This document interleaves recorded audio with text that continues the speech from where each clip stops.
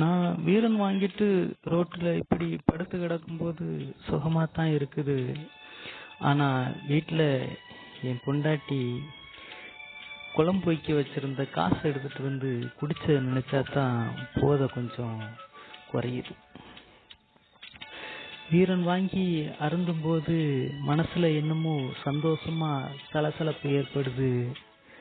இருந்தாலும் என் குடும்பத்தை நினைக்கும் போதுதான் இதயத்துல கொஞ்சம் சலசலப்பா இருக்குது. மற்றபடி சந்தோஷத்துல எந்த குறையும் நாம வச்சுக்கிடக்கூடாது. நமக்கு நம்ம சந்தோஷம்தான் முக்கியம். ஏன்னா ஐயா பெரியார் அவங்க அதுதான் சொல்லியிருக்கிறாங்க, என்ஜாய் வித்தவுட் ரெஸ்பான்சிபிலிட்டின்னு.